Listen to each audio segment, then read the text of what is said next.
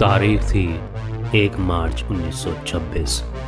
इस दिन तमिलनाडु के कुल्लौर में एक लड़के का जन्म हुआ। माता पिता ने लड़के का नाम रखा हैदर मस्तान। हैदर मस्तान के पिता गरीब किसान थे। घर में तंगी छाई हुई थी। एक दिन उस लड़के यानी हैदर मस्तान के पिता ने तय किया कि अब वो बम्बई जाएंगे। ये वो दौर था जब मुंबई को बम्बई कहा जाता था। सन 1934 में हैदर मस्तान के पिता मुंबई आ गए और उन्होंने बंगाली टोला में एक साइकिल पंचर की दुकान खोल ली। हैदर मस्तान की उम्र इस समय महज 8 साल थी। हैदर मस्तान भी अपने पिता की पंचर की दुकान पर बैठने लगा। गरीबी से हैदर की इस लड़ाई को अब करीब 10 साल बीत चुके थे। 10 साल बाद हैदर मस्तान की किस्मत पलटी और सन 1944 में हैदर मस्तान की मुलाकात हुई गालिब शेख से। गालिब शेख यानी मुंबई डॉक का उस वक्त का सबसे बड़ा स्मगलर। गालिब शेख को एक ऐसे लड़के की तलाश थी जो डॉक पर कुली का काम कर सके और अपने कपड़े और पगड़ी में छुपाकर कुछ सामान बाहर निकाल सके। ये वो दौर था जब हिंदुस्तान में इलेक्ट्रॉनिक्स का सामान नहीं बनता था और उस वक्त लोग टैक्स बचाने के लिए विदेशों से गहने, महंगी घड़ियां, इलेक्ट्रॉनिक सामान और रेडियो आदि की तस्करी करवाते थे। हैदर मस्तान कुली का काम करते हुए गालिब शेख के लिए तस्करी का काम करने लगा और धीरे धीरे उसका नाम बम्बई डॉक के सबसे बड़े स्मगलर के रूप में उभरने लगा। इस बीच एक ऐसी घटना घटी जिसने हैदर मस्तान के जीवन को बदल कर रख दिया।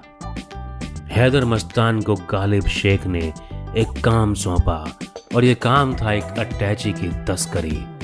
लेकिन उस अटैची में क्या था ये हैदर मस्तान को नहीं बताया गया था। उस दिन हैदर मस्तान ने अटैची की तस्करी की।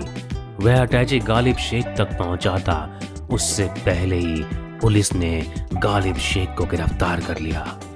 मस्तान ने वो अटैची अपनी झोपड़ी में छिपा कर रख दी। गालिब शेख जब जेल से छूटा तो उसकी हालत खराब हो चुकी थी। उसका धंधा भी बंद पड़ चुका था। पैसे की कमी के कारण गालिब शेख दर बदर की ठोकरें खा रहा था। तभी मस्तान ने वो अटैची गालिब को थमा दी। अटैची में सोने के बिस्किट थे। गालिब मस्तान की ईमानदारी से खुश हुआ और सोना बेचकर मिले पैसों से आधा हिस्सा मस्तान को दे दिया। मस्तान अब मामूली कुली से बड़ा आदमी बन चुका था। मुंबई डॉक पर तस्करी के धंधे में कोई भी मस्तान को टक्कर देने वाला नहीं था। हैदर मस्तान जब हज करके आया तो लोग उसे हाजी मस्तान कहने लगे और हैदर मस्तान इस तरह बन गया हाजी मस्तान। साल 1950 के बाद मस्तान की दुनिया बदल चुकी थी। फिर साल आया 1956 और गुजरात का मशहूर स्मगलर सुकूर नारायण अब मस्तान का दोस्त बन चुका था। दोनों ने मिलकर स्मगलिंग के धंधे में बहुत पैसा बनाया। अब कुली मस्तान मिर्जा का नाम माफिया मस्तान भाई हो चुका था।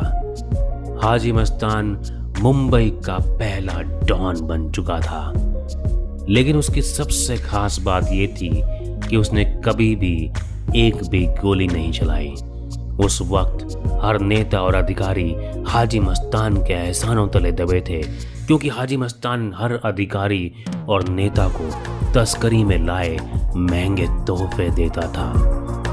साल 1955 के बाद मुंबई अंडरवर्ल्ड में हाजी मस्तान खुद को स्थापित कर रहा था। बखिया बंधुओं के साथ काम करते हुए उसने सोने की तस्करी में बड़ा नेटवर्क बना लिया था। साथ ही हाजी मस्तान की डॉकयार्ड और समुद्री सीमाओं में काम करने वाले स्मगलरों में अच्छी खासी उठबैठ हो चुकी थी। मस्तान को अब समझ आ चुका था कि पैसे के अलावा खुद की धाक बनाए रखने के लिए मसल पावर की भी जरूरत है। इस वक्त हाजी मस्तान ने अपना साथी बनाया वरदराजन को। हुसैन जैदी की किताब डोंगरी टू दुबई के मुताबिक हाजी मस्तान को कुछ ऐसे लोगों की ज़रूरत थी जो उसके लिए काम कर सके और उनकी लोगों के बीच अच्छी उठ बैठ हो। ऐसे में उन्हें तमिलनाडु के वरदराजन मुदलियार के बारे में पता चला, जिसकी मुंबई में रहने वाले तमिल लोगों के बीच मजबूत पकड़ थी। वरदराजन उन दिनों कस्टम डॉक इलाके में तस्करी के धंधे में इन्वॉल्व था। एक बार उसे पुलिस ने एंटीना चुराने के आरोप में गिरफ्तार कर लिया। हाजी मस्तान को इस बात की खबर लगी। हाजी मस्तान कस्टम डॉकयार्ड के इलाके में स्थित पुलिस स्टेशन में वरदराजन से मिलने पहुंचे। हाजी मस्तान उस वक्त सफ़ेद कपड़े पहनते थे और सिगरेट के शौकीन थे। पुलिस स्टेशन पहुंचते ही हाजी मस्तान हवालात के पास गए और वरदराजन की ओर इशारा करते हुए तमिल में अभिवादन किया, वड़क्कम थलाइवर। इतना सुनते ही वरदराजन चौंक गया, क्योंकि इससे पहले उसे कभी किसी ने थलाइवर नहीं कहा था। दरअसल तमिल भाषा में शब्द का इस्तेमाल कमांडर या चीफ के लिए किया जाता है। हाजी मस्तान ने वरदराजन से कहा कि तुम चुराया हुआ एंटीना वापस कर दो और मेरे साथ सोने के बिजनेस में पार्टनर बन जाओ। थोड़ा सोच विचार के बाद वरदराजन ने हाँ कर दी और जब वरदराजन जेल से बाहर आया तो हाजी मस्तान के साथ जुड़ गया।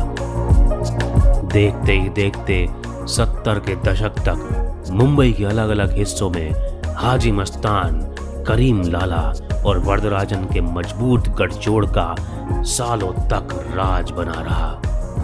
बॉलीवुड में भी हाजी मस्तान की अच्छी पैठ थी।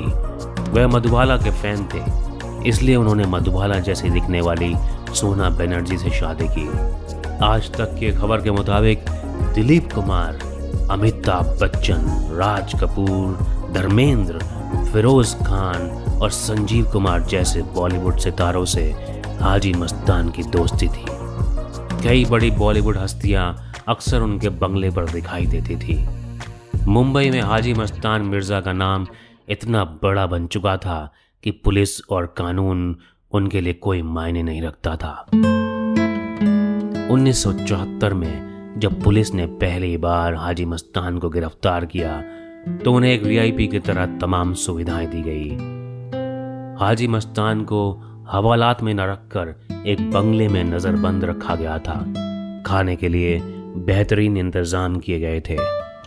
आपातकाल के दौरान हाजी मस्तान को जेल में रहना पड़ा और जेल में उनकी मुलाकात हुई जयप्रकाश नारायण से। हाजी मस्तान जयप्रकाश से इतना प्रभावित हुआ कि जब 18 महीने जेल में रहने के बाद हाजी मस्तान बाहर आया तो उनके इरादे बदल चुके थे। उन्होंने जुर्म की दुनिया को अलविदा कहने का मन बना लिया था। 1980 में हाजी मस्तान ने जुर्म की दुनिया को अलविदा कहकर राजनीति का रुख कर लिया। 1984 में महाराष्ट्र के दलित नेता जोगिंदर कावड़े के साथ मिलकर खुद की पार्टी दलित मुस्लिम सुरक्षा महासंघ बनाई। आगे चलकर 1990 में इसका नाम बदलकर भारतीय अल्पसंख्यक महासंघ कर दिया गया।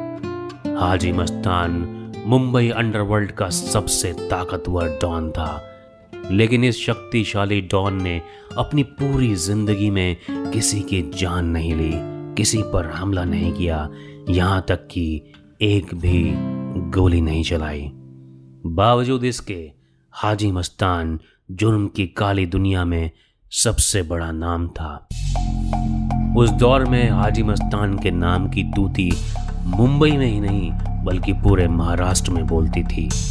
बिना खून खराबे के वर्षों तक मुंबई पर राज करने वाले हाजी मस्तान की मौत 1994 में हार्ट अटैक से हो गई। कहते हैं कि हाजी मस्तान के जीवन पर ही अमिताभ बच्चन की फिल्म दीवार बनाई गई थी। हाजी मस्तान वो डॉन था जिसकी आंखें, बोलने का ढंग और रुतबे की कॉपी करके कई फिल्मों में दिखाया गया। ये थी हाजी मस्तान की कहानी। और कहानियाँ सुनने के लिए स्टोरी बाबा चैनल को सब्सक्राइब करें। धन्यवाद।